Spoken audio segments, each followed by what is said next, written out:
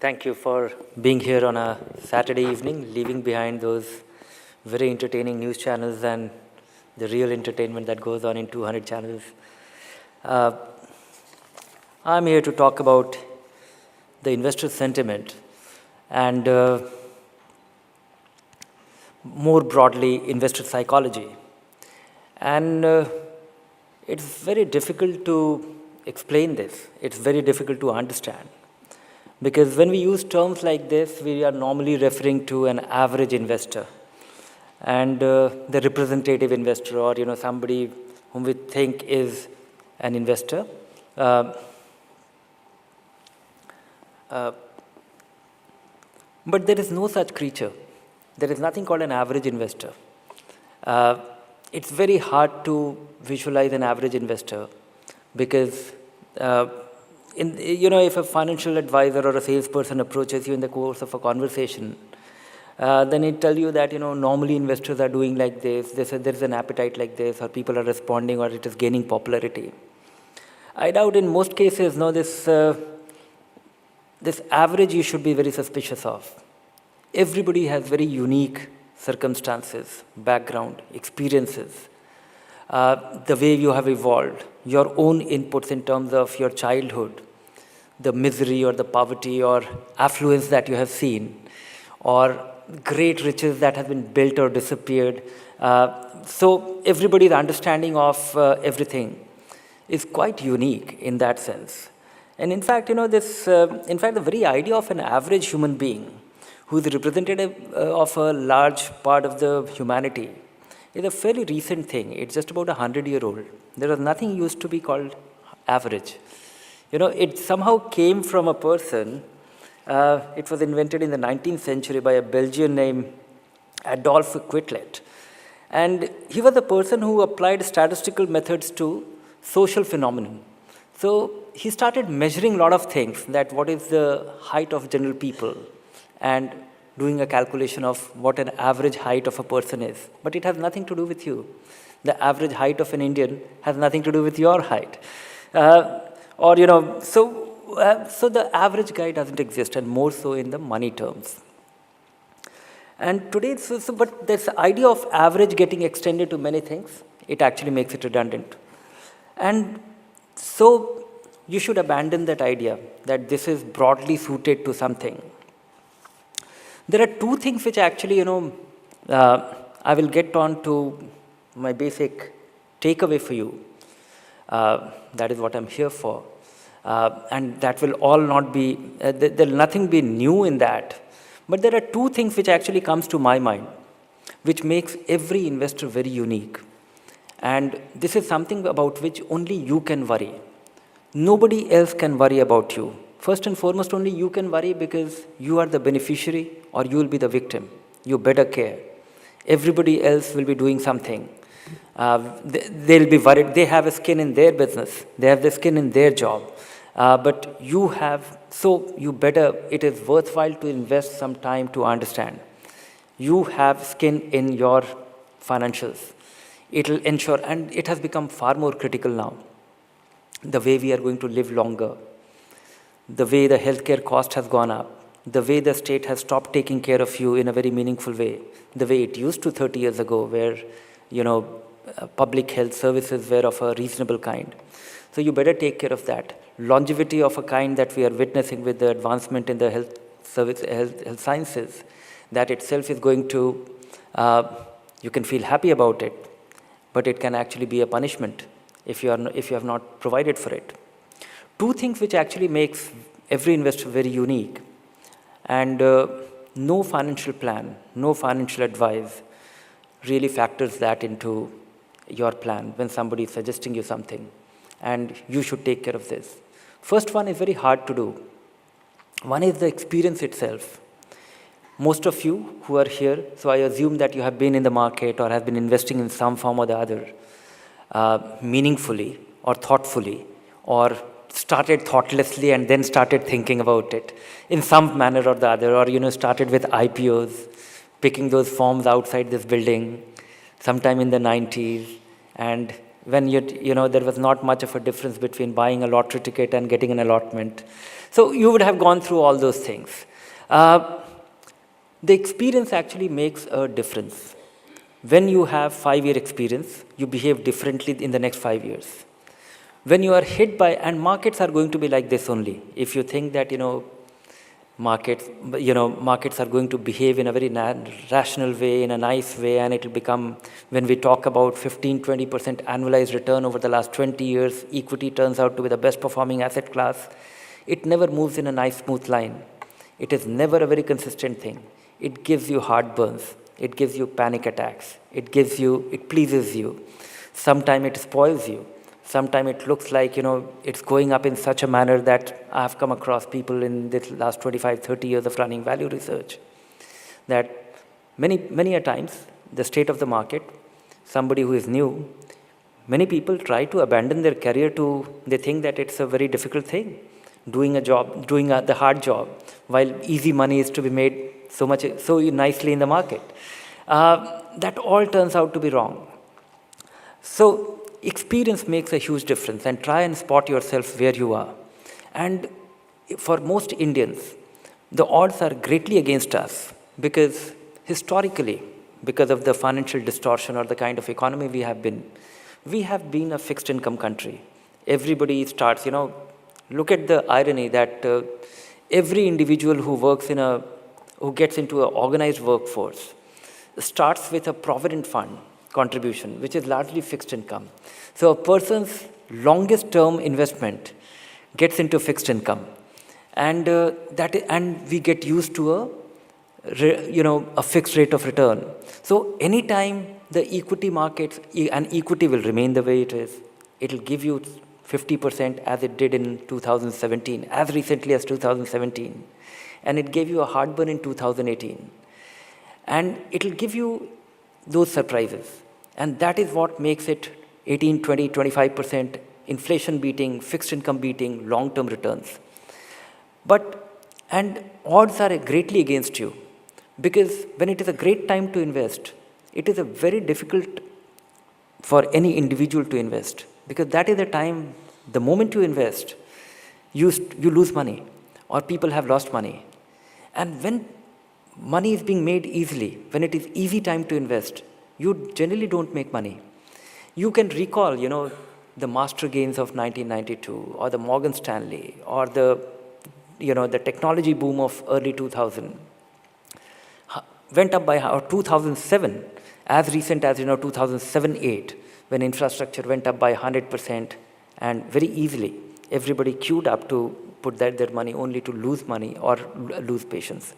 So you have to configure your own way. I'll be getting on to 9 simple things for everybody to do to deal with all that. So that's point number 1. Your experience matters, and nobody can learn from other people's mistake. You have to lose your own money to learn it, because when the market behaves differently, it's a very dangerous phrase. This time it's different. This will defy the logic. No, it comes a full circle every now and then. One thing which is very unique, the other thing which is very critical to you, which is very unique to you, is how critical is that money? And that drives your thinking. That is something which no advisor or nobody can determine. I'll cite you one example. It's a personal example. And a scale of money can be life-changing for many people. We have a domestic help who has been working with us for many years. And I developed this belief system of a certain kind, that how people should be saving, investing. But it is a very difficult thing to do. So we started deducting some money from our domestic help's salary, and without telling her. And it was possible in mutual funds to invest in somebody's name with your own checks. So this happened about 12, 13 years back. So we kept doing that for 5, 6 years, 500-700 rupees monthly deduction. We will deposit it with our checks. And those days, SIP never used to happen with those electronic instruction. You have to give post-dated checks, and fund companies will take it. I don't know if you recall those instances. So it happened.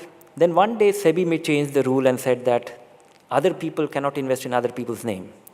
So it was done for safety of the investors, that whosoever is writing the check, the investment should be in his name, and the money when redeemed will come back to his bank account only. So that actually made it very secure. But that presented a big challenge for us, that now we had to open a bank account for her, and it was no longer possible to do that. And we will have to reveal that what is her scale of investments.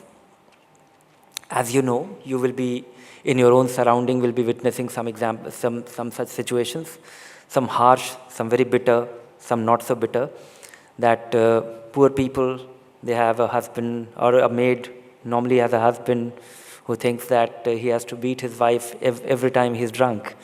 So we had to reveal her financial worth and open the bank account. So it happened. It was also a very cumbersome thing in those days.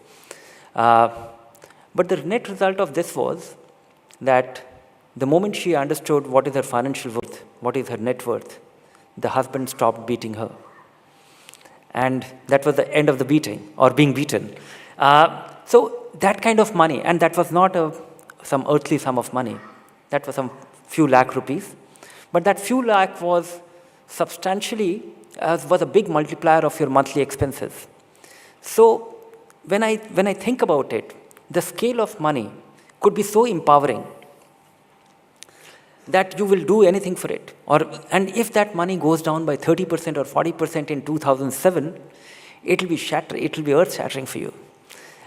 When you have 1 crore of rupees and it moves by 1 or 2 lakh rupees a day, and you have been used to it, so how critical is that money is something which only you can determine.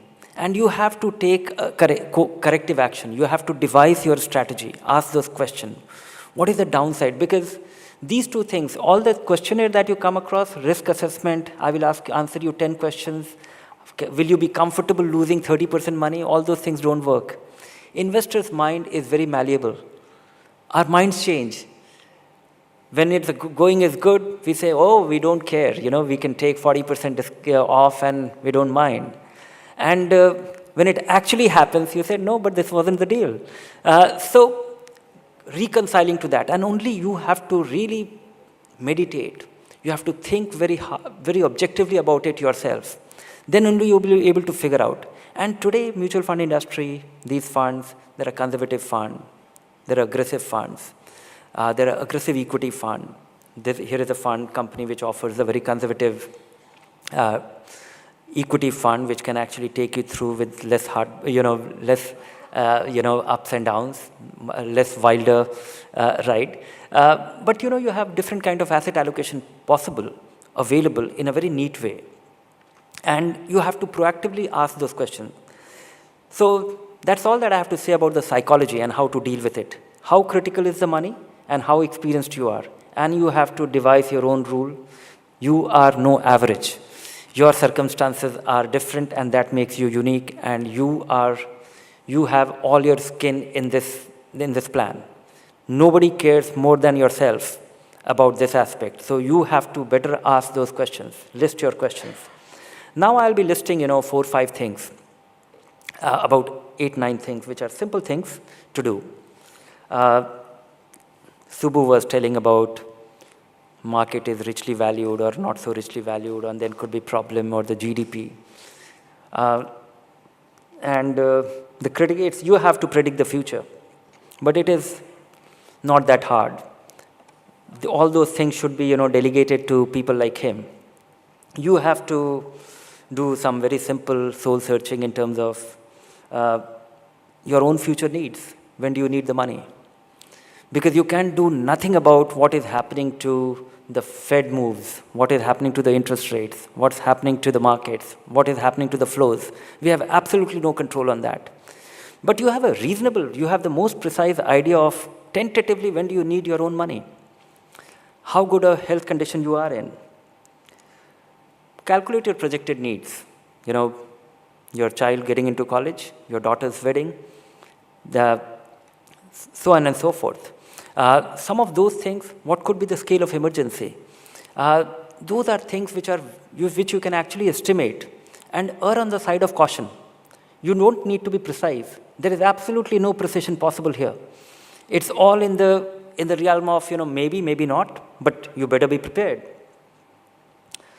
Not understanding inflation. So this is something which, you have to understand. Of course, we have gotten very lucky in the last 4 or 5 years that for the first time, we are a country where inflation was being targeted. And that was, I am coming across all this electioneering and things. This is a great achievement by this government, which is not even being claimed as one. Inflation is something, which is, they are not claiming that, we have curbed inflation and prices are in check and things are in control. And that is one big, but howsoever lower, but inflation exists. It increases. But we humans are actually masters in believing in constant. And we don't think that, things go up, our prices go up. We talk of, very broad things that मेरे दादाजी के समय घी इतने रुपए में kilo मिलता था or something like that. We can relate to those things, but we think that it doesn't hurt us, it doesn't affect us. Things really affect us, of course, and you can't even predict that too. Because our spending pattern, our lifestyle changes, they are a far bigger determinant. The amount of money that I used to spend on milk and household provisions, maybe that kind of money is now spent on telephone and data cost. So how our configuration of spending, a lot of things will change even from here on. Maybe, I'm seriously, of the view now that my wife works with me and we have 2 cars and one car has grown old. So we have been thinking that we'll replace it, but now we have given up on the idea because, these Ola and Ubers give us so much of flexibility and the cost of ownership will be so low that we think of selling the second one, the old car, and not replacing it. And this is going to really make it far more interesting, relevant in a city like Mumbai, where, most people, despite having cars, they take it out only on the weekends. So, those kind of things it's very hard to anticipate. It is very hard to anticipate that such a thing would have happened, that you will have a phone. In fact, if somebody just turns up from his grave after 50 years or 100 years, they will just think that, now the humanity is inhabited by all the kings, because all the privileges that common people have, that you can be anywhere, you can see somebody's picture, you can talk to them, you can travel, you can have a chauffeur-driven car on demand. When I think of it, somebody being told this story, because not very long back in 1990, I set up value research. The state was that my waiting period for getting a telephone line was 8 years. And when I was a child, then my father had to wait for 9 years to get his Bajaj Super Scooter. And in 1992, I bought my first car, which was that long bonnet Maruti 800, that Japanese made cars, and I was able to drive it for 7 years, and I was able to sell it at a higher price than I bought it for, because people used to queue it. So it's very difficult to anticipate all these things. I could have never visualized. But here comes, what I'm telling you right now is that, and so the first thing is that, do your estimation, plan things accordingly. That is the best, that is the only way to manage your own psychology. Second is that, equity investments are general bet on economy. These 30 years which I'm telling you, which is the life of value research, founding and waiting for those 8 years for a telephone line and those Maruti 800, the world improves, world gets better. When you are investing in equity, it's a general bet on economy. Things will be better, and it'll come with its problems. It'll come with its problems in terms of many businesses will die and many businesses will thrive and prosper, and that in turns. So there is a lesson in it for you. If you believe that the world is going to be a better place, providing us with better goods and services being produced more efficiently in a market which will phase out inefficient guys, then, but you don't know who, so you need to generally diversify. And markets will remain crazy. So if you diversify, and if markets will remain crazy, but it's very hard. to time it perfectly, you know. So you need a lot of time. Only your long-term money can find, because catching a market high for a brief period of time. So there are two things which you should be doing. Only put your long-term money in equity. Have this belief that we are going to have a better future. And because it's very hard to time it perfectly, you have an accumulation phase and you have a de-accumulation phase. There is a, you know, mostly everybody's need is when you have surpluses to invest. And the second phase is when you have accumulated that savings and investment, and then you have to live off it. Broadly, most investment can be done, all long-term investment can be segregated that as that. So if you have time on your side, equity always works. And if you don't have time on your side, and if you are trying to take a punt on equity, it will never work for you, because odds are extremely against you. We are configured to mess it up. When it's easy to invest, we do it, and it's generally the worst time to invest. So that is something, you know, so your time solves most of the problem in equity investment. So equity is a general bet on economy. Do it with belief. In these last 30 years, you know, our markets have thrived despite the rotten government that we had. You know, in fact, I have forgotten, you know, I've been in the business of knowing politics. So, you know, in these 30 years, I start my day with reading newspapers. We had so many prime ministers and so many configurations that we almost forgot some of them. So many things didn't happen. It was just a wish. So despite that, we have been a thriving economy. You know, Harshad Mehta scam, a year before that, the index was at 1500. And now, if you just put that 1500, don't account for the dividends, and look at where the Sensex is, and it is a lousy index.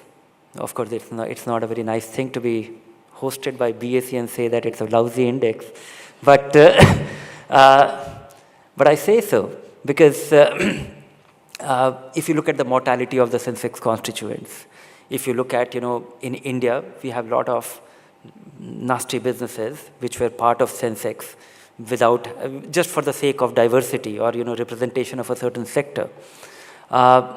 Even now it looks very weird that, you know, 35% of our index, all our big heavyweight index, which we look at in the evening to gauge the mood of the market, 35% into financials. So they follow a methodology, but it may not be a great thing for you. But nevertheless, even that dumb Sensex, which I am referring to, which is not a very smart thing, has also yielded 20% with such high mortality. If that has yielded 20%, which is much more than the inflation and the fixed income return, which means that if things improve for the better, you could be far more hopeful. Now, this doesn't mean that, you know, you should not have fixed income as part of your long-term orientation. You should definitely have, because as I was telling you, that investor's mind changes, and it changes, and it takes wild swings. People swear by it that I'm not going to do this ever again, and sometimes they do it to their disadvantage. So the way to do it is, you know, have an active fixed income allocation. Make sure that it is there. Do an annual check. That if you set out that my fixed income allocation is going to be, I'm talking of long-term portfolio. If you set out that, you know, this is going to be 30% of my, if you have 100 rupee, 30 rupee is going to be in fixed income. Either that 30 rupee will get reduced to 20 rupee because the equity has done well, or it will improve to 35%, which means equity has done very poorly. Reset it to 70-30 once again.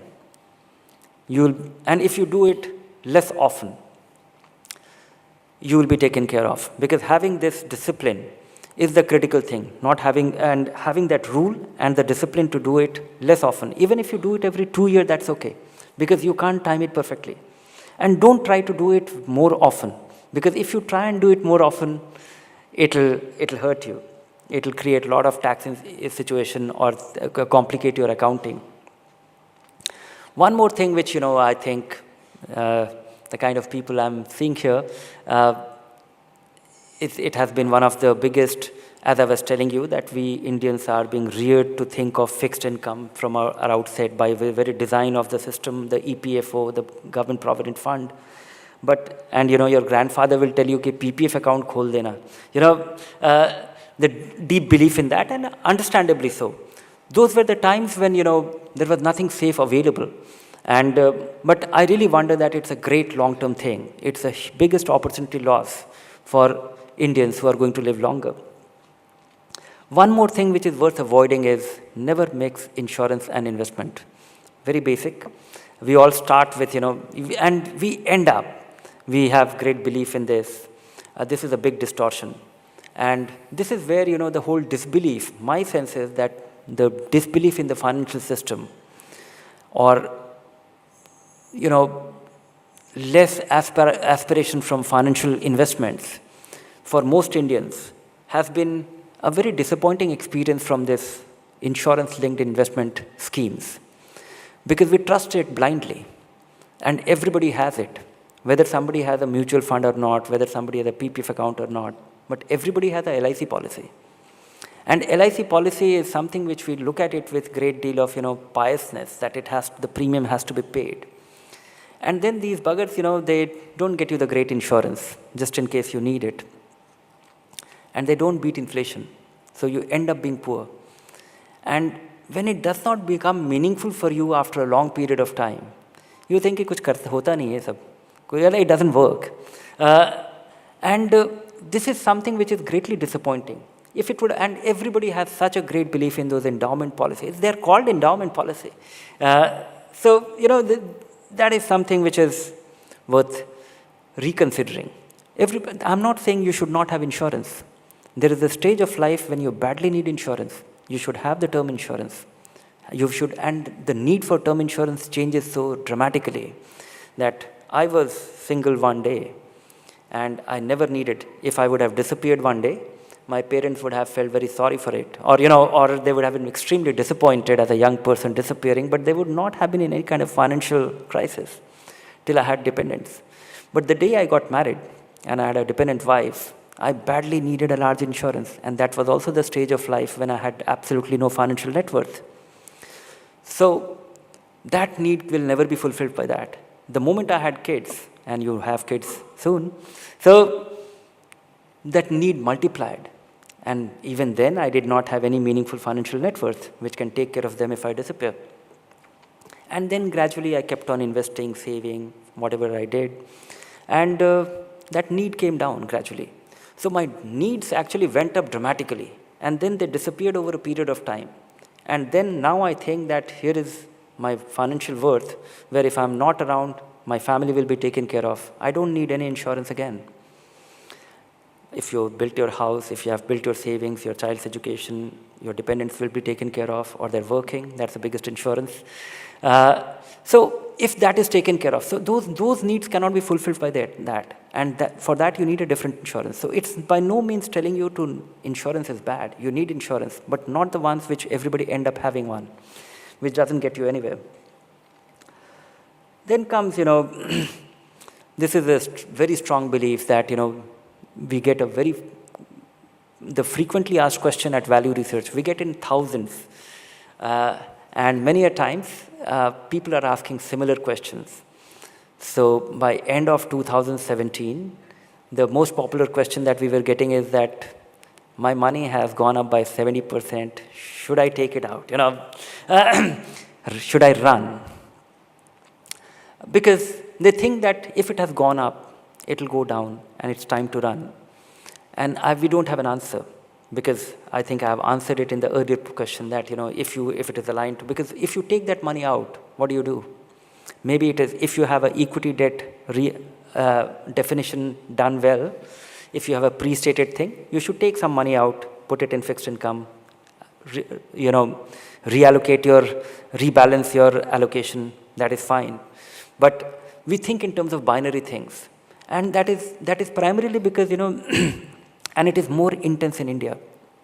It is more intense in India because historically, if you look at all the examples All of you would have been investing for 15, 20, 25 years in some form or the other, whether IPO or Master Gain or Morgan Stanley or something, or technology fund or infrastructure fund. You would have realized that, why we behave like that. Because bulk of our money is in provident fund. That's a regular thing which goes on, or a PPF or something. For most part of the population, there is hardly anything left after salary and PF. So the lucky ones think of investments. When they think of investments, they only come across horror stories that somebody invested, or you watch a Bollywood movie and you'll find that somebody is speculating his way to poverty, or speculating his way, or some nonsense is going on. Some trick is being played in the market, and people are being conned into, or somebody has to be extraordinarily smart to be making money. And when money is being easily made, you do it, and then you get disappointed, either to run away forever, or you just give up. Chodo yaar, sab doob gaya, pade rehne do. And suddenly you wake up.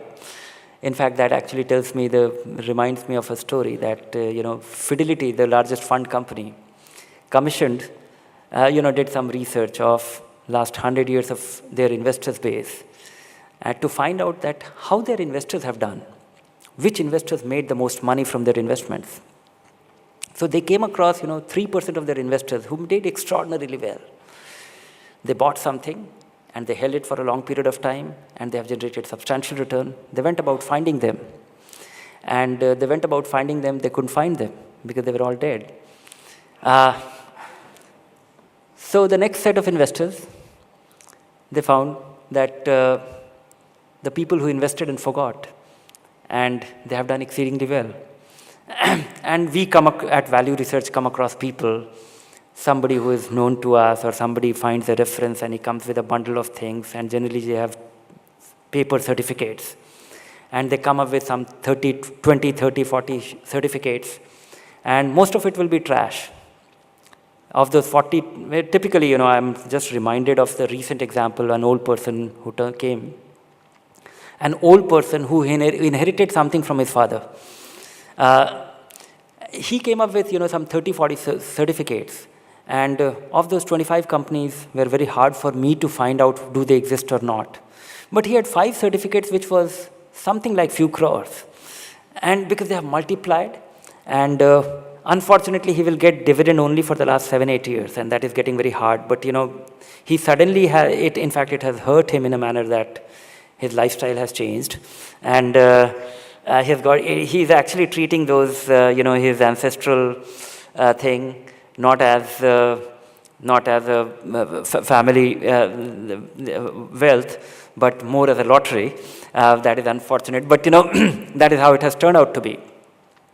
But at the same time, I would also like to give you an example of one thing which I came across very recently in my interaction with the Pension Fund Regulatory Development Authority. We were digging similar examples. So I came across, one instance where there is a lady, in fact, her name is Saira Banu. She lives in a place called Tumkur. She speaks only her own language. And we think in terms of constants, that 15,000 रुपए में घर चल जाएगा, इतना रुपए का ये खर्चा होगा. And, we think that even 20 years later, it will work like that. The finding was that, here is a lady in a village who was doing something very fantastic. She was doing step-up pension contribution. She started with something like 5,000. Next year, she did something like 6,000. Next year, she did 7,500, 8,000 rupees. Now she's putting something like 20,000 rupees in 8, 9 years. And she's part of that Seva group. So she's not even literate. She's a thumb impression person. So they were curious to find out, and they went about finding it.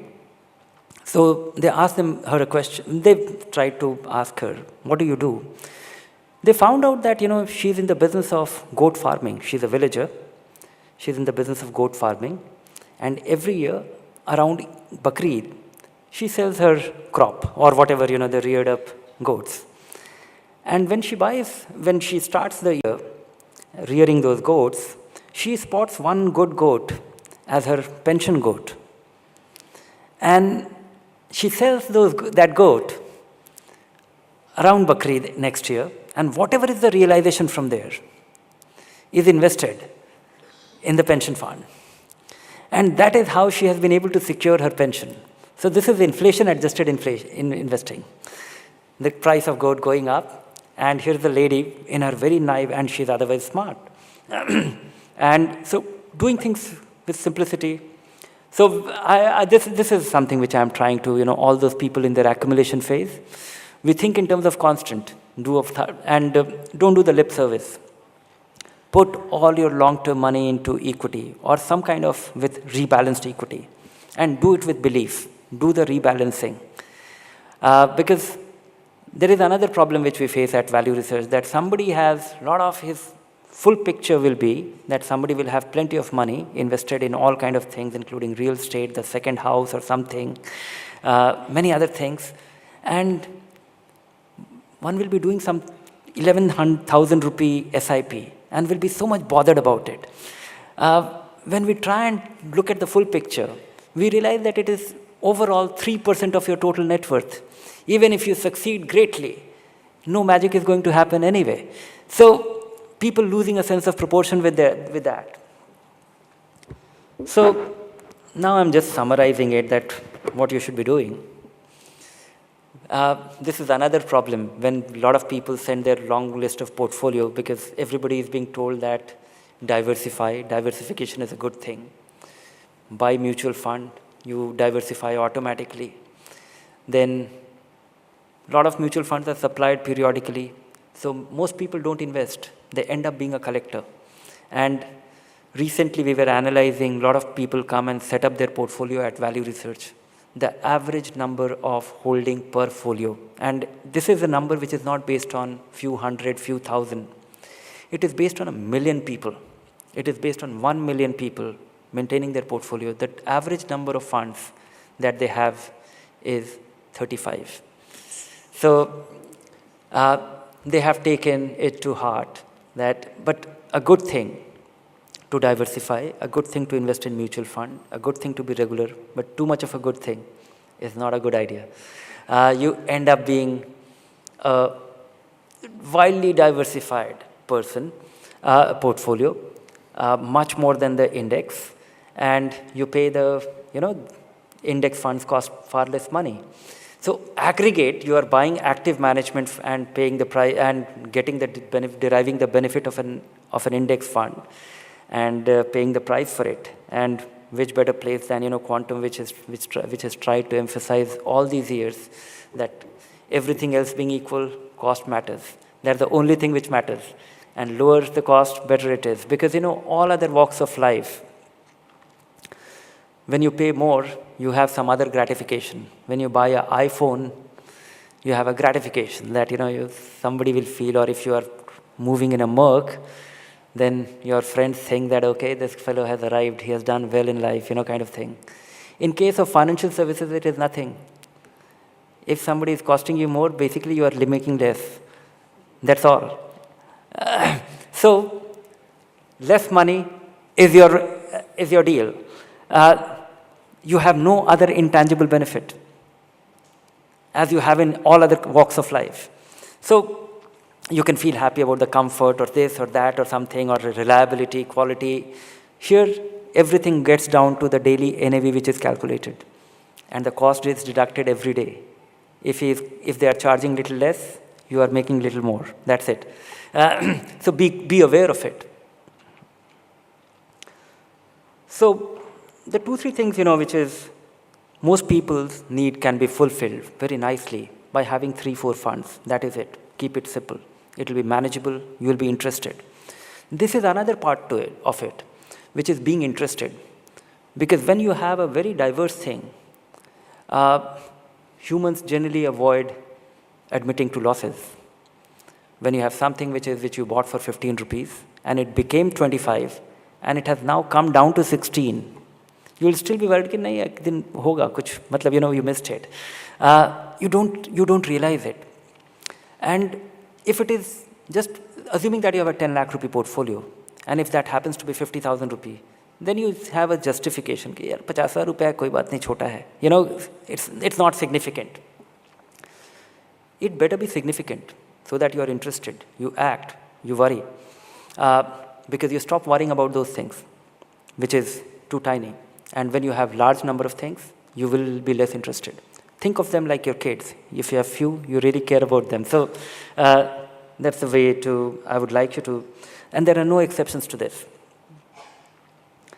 And you know, my sense is that if you have no money to save, but somehow you can save just for the tax saving, and that is barely you can do. That is what most people can afford when they're getting started. If you start with a modest life, with a modest earning, and money saved is money earned, so if you're able to save on taxes, that's all the more better.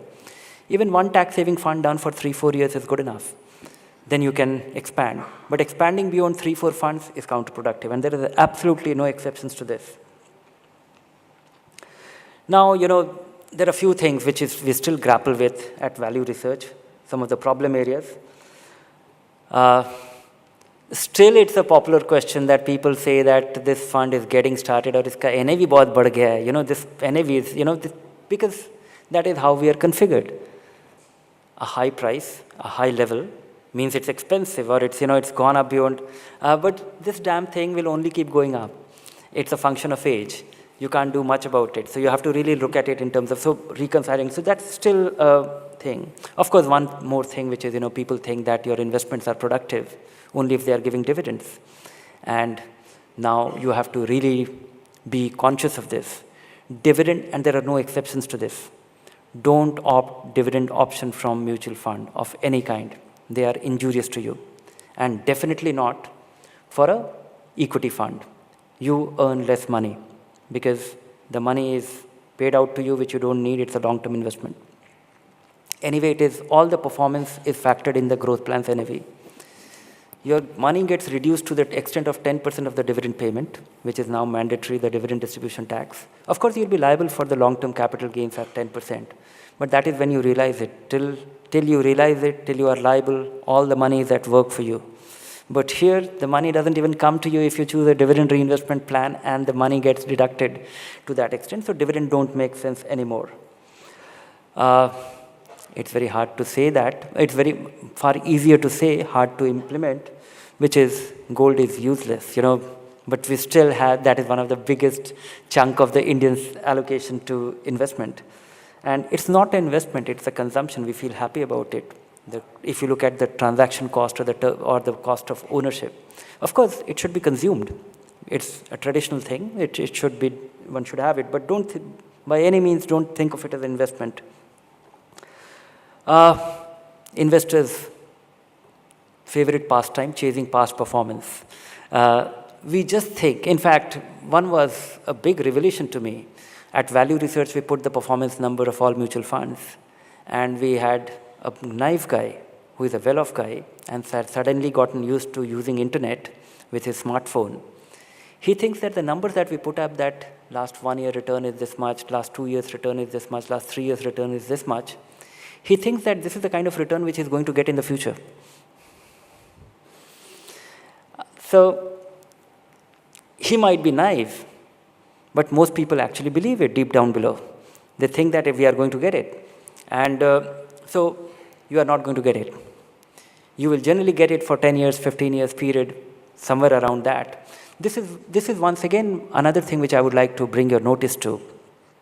We are all stuck to a percentage. We think that 15% return is something which is my birthright, or 20% is handsome and I should get it if I'm doing it right. This 15%, 20%, 25%, great investor, 15%, 12% last 5 years, or it's all part of a scheme. India historically has been a very high inflation economy. So we had high fixed income. So if we had high fixed income, the equity premium has been very high. So 20% looks good. When I started Value Research, the RBI bond for consumers was available for 13% return. So something which comes with a sovereign guarantee, 13% or 11%. So 11% fixed income return with absolute guarantee is a magical thing. So you will invest in equity only for a higher return. So I think 20% return in those years was not a handsome return, because the risk-free return was this. But the inflation was 8-9%, and private borrowing and capital was scarce. So in that sense, am I shooting time? No. Just bear with it. I'm coming to an end, and hopefully the question and answer session will be more useful. So, if our inflation has come down, interest rates are bound to follow. And if equity return actually comes down to, because let me just tell you that if we tell somebody that world's biggest investor has generated 10% annualized return over the last 25 years, and he's world's best, and he's called Mr. Buffett, most Indians will laugh at it, that our post office gives us 8.5% anyway, and that too now. So, because inflation, interest rate, so in that relation. So if those things actually change, you will have to moderate your expectation. You can't really sneeze at those 10%, 12% return, because that is something which will happen. But that is something more of a reconciliation. But that is going to present a huge problem for the people whose absolute need for a certain return from their investment, and which they depend on. Because if you have 1 crore of rupees, and if you generate 10%, and if you depend on those 10 lakh rupees per annum income for making a living, for your essentials, if that comes down to 6%, you'll be in trouble. Because your inflation may not slip by that much. The inflation numbers might come down, but the essentials inflation spending need may not come down. So you need to really have a far higher buffer, far higher margin of error to be doing that. So that is something which you need to really worry about it. That is why you badly need equity. That is why you need to badly need equity and manage your own mind, have this discipline, and do these simple things. Hopefully it turns out to be nice for you. So it is all about managing your own mind and taking a holistic view. Take some hard decision. It will amount to doing something which we have not been used to. But if you are able to take away that, you'll work towards, and nobody is going to worry about your specific situations better than you. So all the best. Great. Best wishes. Thank you.